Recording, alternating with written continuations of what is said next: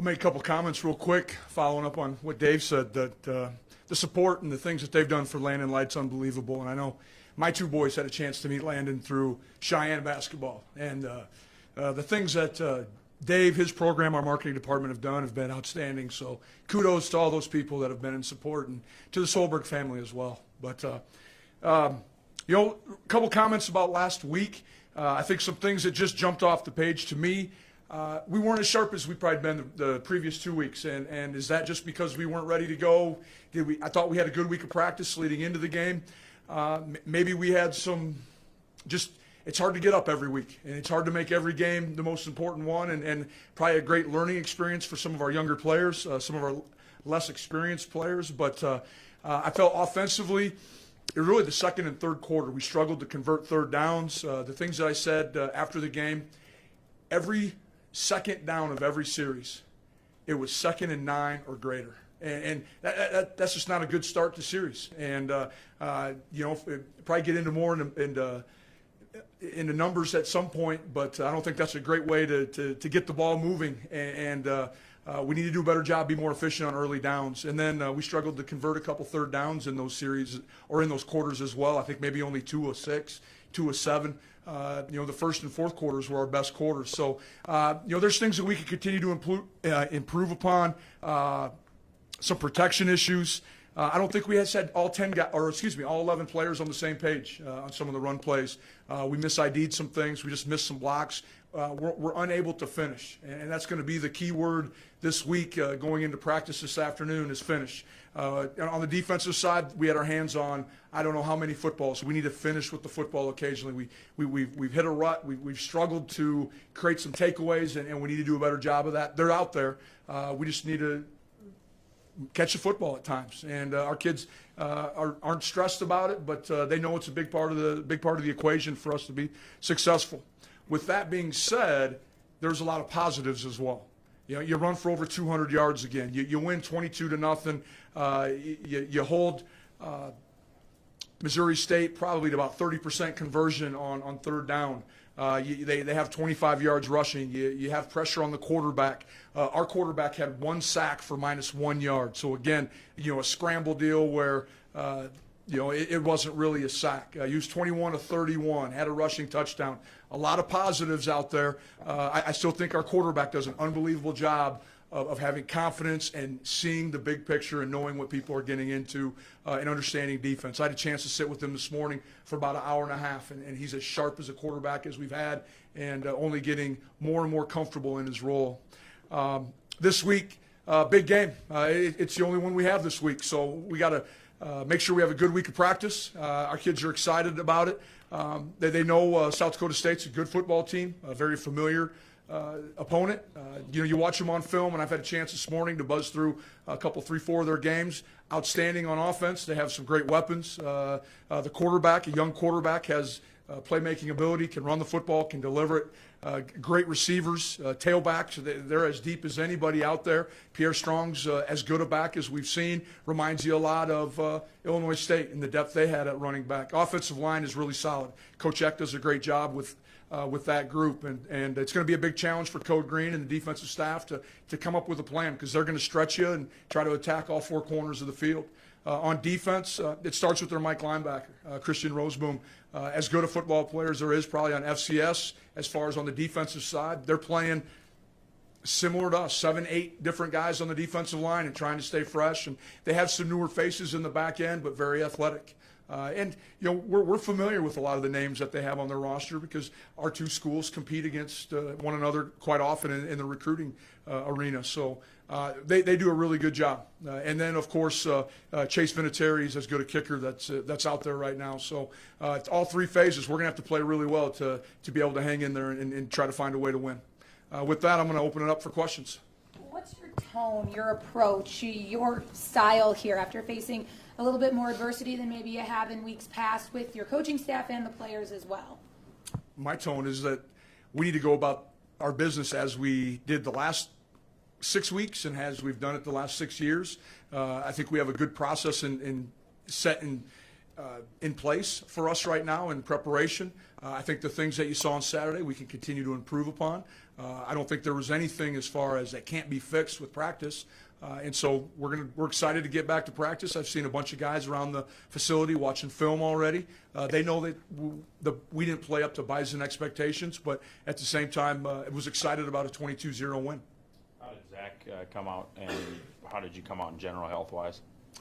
Zach's still waiting on the final diagnosis. He won't be available this week, I'm sure, but feel like we're relatively healthy. Didn't have anything significant after the game that I've heard of yet. Still waiting on a couple things. Derek Tuska did not play, of course, and that was more my call right there.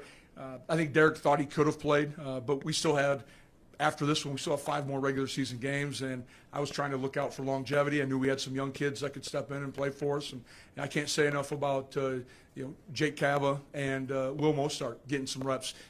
Will was in there in the second series of the game, and I think that says a lot about the trust that Coach Williams has in a young guy like him. Matt, when you heard game day was announced to come to Brookings, what were your thoughts on adding another layer of hype, intrigue to the game on Saturday? That I'm really excited to get to practice today and just take care of our business. I'll let them worry about game day. But we're going to try to go about it as status quo, Dom. Not going to make it any more than what it is.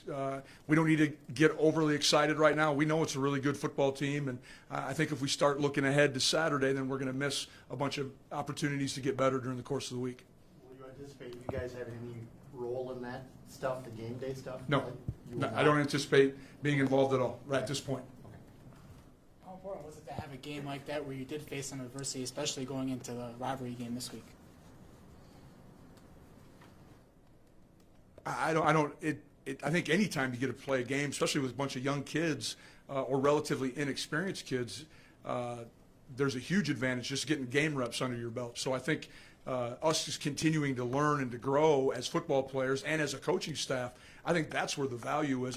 I don't know if there was a ton of adversity during the course of the game. We weren't effective on early downs. We'll get that solved, but at the same time, I don't think our defensive kids ever felt like that Missouri State was ever going to score.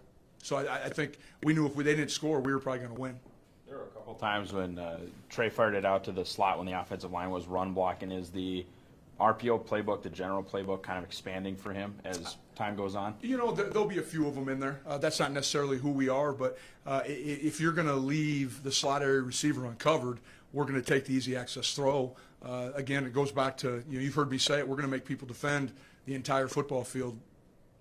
Matt, since you got here, where have you seen NDSU make its biggest leaps? Is it recruiting or just finding better players to talent on the field? Where are you seeing the biggest improvement from 2014 to what you'll see Saturday? I think they continue to do a good job recruiting. And like I said before, we're familiar with a lot of the kids, and they're familiar with a lot of ours because of recruiting. But I think that's number one. Settling down and having a system. I think for a couple years there, they were under center. And that probably played into our hands a little bit. So now all of a sudden they're getting into a little bit more of the quarterback run game and forcing you to have to defend a lot of different looks, a lot of different run plays, and then the +1 and RPO game create a whole other issue themselves. Can you describe the recruiting process for Costner Ching? How'd you get him? Costner, we just talked, Costner's a walk-on, of course, and I think Costner saw the value that he was going to give NDSU, and I think we talked at length about the number of examples that we have of young men that have come here as walk-ons and then ultimately earned scholarship. Costner, and I think Costner had an unbelievable, and still does to this day, relationship with Tyler Roll, who was his primary recruiter when Costner was a tight end fullback. He's playing probably a lot sooner than you expect, and in a different position too. He is. The move was made in spring for him to go to defensive line, and part of it was just the effect of Jim Kramer had on him. All of a sudden, he came in here at 230, and before you knew it, he was 280, but still showed the athleticism. I had the chance to see him every day last year as he was helping us out on scout team. He's always been a huge part of it, and so trying to find a place where he can help us. D-line's a place where we play 7-8 different players, and we needed some more depth this year, and he's fit in really well, and starting every game, he's getting more and more comfortable in his new role. Does Gibbs stress you in maybe different ways than Christian did? Probably a little bit more with his feet. I think, but now you go back early, and I'm thinking back to 2016, early. I think they used to use a lot of quarterback run game. And the older Christian became, less quarterback run game, more RPO, more ride to throw versus ride to run. And I see some of the early Christian run game still. But he still has a big arm and got great receivers. You start talking about Cade, he's as good a football, as good a receiver that's out there that we may see individually all year. Offensively, do they look much different? Not at this point, but I anticipate there's some things that they got ready for us. There'll be some openers that'll stress us. If it's empty, if it's unbalanced, that's one of the things we haven't seen all year is unbalanced. But their history has shown that they'll jump into some unbalanced or some X off. A lot of moving pieces. You'll see FIB motion back to the field. I'm sure that's trying to attack or try to get certain personnel like number 42 buried in the boundary where he can't be as effective.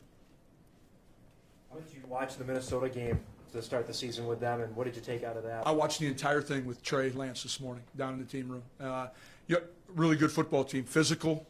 We were watching the offensive Minnesota offense and South Dakota State's defense, but very efficient. They don't do a lot, but what they do really well.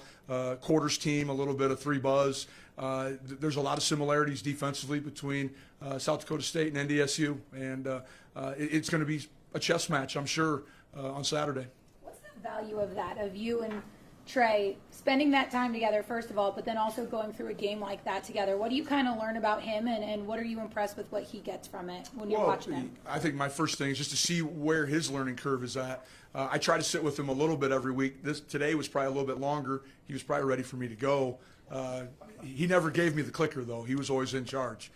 So he's smart in that aspect. But it was good, just trying to talk to him about structure and safety depth, safety alignment, some things that I think are tells by how they're aligning to certain formations, and can we dictate what coverage they're going to be in? Can we manipulate leverage based on motion or trade and some trade and shifts? So just trying to help him out any way I can, because there are some similarities between their defense and ours. You guys get everybody's best shot every week. You always talk about that. You're always the target for every team you play. Is this different for you guys this week because you know that South Dakota State is a really good program and a really good team, and they beat you, in the last few years? Is there a different feel around your team this week? I'm sure there is. I'm not going to probably try to build it up any more than it already is. I think we just need to go through our week and get our work done. The energy and the excitement for the game will happen and will grow daily as we get closer and closer. For me to stand up in meeting today and hoot and holler, I think there's no reason for us to get excited on Monday. We have plenty of work to do right now. You have a younger team this year, so is that a concern that or do you need who's going to step up on the team? That's always a concern right now when we have an inexperienced team. Again, for some of our guys, it'll be only the 7th game they've ever played, but at the same thought process, it's the reason why they came to NDSU, is so they could play in games like this. With Brookings only an hour away from Marshall, where Trey's from, what have you said to him about how important this game is for his community? Haven't talked about it at all. Not going to put any more on that young man's plate than making sure he gets us in the right call and sees the defense like he needs to. Matt, is this the best linebacking core that you've seen from what they've been able to do with South Dakota State this year? I think it is. I mean, they've shown to play about 4 different linebackers, and both Christian, the backhouse kid, are veteran players for them. Can play. They're going to keep Roseboom in the box, of course, but backhouse has played Sam and Will, which shows that he has that upper class experience where he can play multiple spots, and they can bring some other kids to shore up that Will position. But they're athletic. They do a nice job. Levi Brown, young man from Minneapolis, from the Minneapolis area, has also played some slot area defender. And, they got some talented kids, and they should. They got, Coach Stig does a great job down there, and they've got a great product. With game day coming, the game wasn't sold out. Now it is. The idea being that a lot of those folks are Bison fans. It's a short-ish drive. How much does a big road crowd kind of help you guys, energize you guys? I mean, what is it like playing in front of a lot of Bison fans but not in Fargo? I don't know if that'll affect us any at all. I mean, I'm sure our kids will be really appreciative of it. I know family and friends and everyone's going to try to be there the best they can, but I think when it comes right down to it, when we get there Saturday, it's going to happen between the white lines, and the fact that it's a sold-out crowd tells you probably the value of the Bison logo. Matt, you have to talk about emotions and playing within the rules or anything this week. Does any of that concern you with the rivalry? Not as much, because I think it's something we talk about routinely. UC Davis, I think we had 9 penalties. This week we had 7. We've already addressed that a little bit. We'll continue to address it. The expectations are we handle ourselves appropriately all the time. It doesn't matter who the opponent is. And so I'm not going to make it any bigger deal than it already is. But, we got to act like Bison. What's the biggest difference, if there is any, between Pierre Strong and James Robinson when you look at each of them? There's not much of a difference. It's probably why the comparison jumped out at me. Both are excellent, big physical backs. They both like to run that stretch play where they can stretch you horizontally and then try to puncture it straight downhill and get north and south, and they can break tackles. And probably South Dakota State has a little bit better depth. Is it C.J. Wilson, number 8? The other tailback they have is a good. Mikey Daniels, young man from Brookings right there. Big, more physical downhill back, but they got some really good depth back there. Is there any value to the semifinal tape? You watched that from last year, or not so much with a different quarterback for them? I buzzed through it real quick. I probably only watched the first 2.5 quarters, 3 quarters, just thinking that once we're up by 21, they probably it's not indicative of who they really were. You talked last week about showing some cut-ups of trap games. Is there anything you're showing the team this week outside of normal film, normal prep, or do you kind of leave all of that to your senior captains and that kind of stuff? No, there's not going to be any. We're trying not to make it any more than what it is. It's the biggest game because it's the only one of the week. It's the next one, and probably not going to pull out anything as far as old film or revenge. We just need to. We said we're inexperienced. We got to worry about just us right now, and that's been my message all along. Is we're first team that'll beat us will be ourselves. Adam Cofield's maybe a little bit underrated, not necessarily spoken the way that like maybe a Bruce or a Lance was spoken about, but every week production. Maybe, but it's still really only his first year of being in the limelight, if you will. I mean, he followed or played behind Lance and Bruce for a couple years, and he's kind of had a bigger role for 7 games now. I think as he continues to be consistent and make plays for us, people will start to give him the recognition he needs. But if you know Adam's Mr. Stoneface. He ain't going to say much. He's not going to have many reactions. Ryan, I see the smile over there. You probably know exactly what I'm talking about. Adam doesn't need to be patted on the back a whole bunch. He's a self-motivated individual. I will say this. He's worked extremely hard, and his feet have improved unbelievable. His ability to make cuts, his ability not to get tackled in the hole has really helped his game elevate to another level. Following on that question, does Trevor Hite get enough credit for the job he's done? He's playing with a lot of confidence right now. To stand back there, we brought a little bit of pressure this week, and so there was probably 6, 7 guys bearing down, and to fair catch it, being surrounded by opponents' jerseys, he's done a really good job.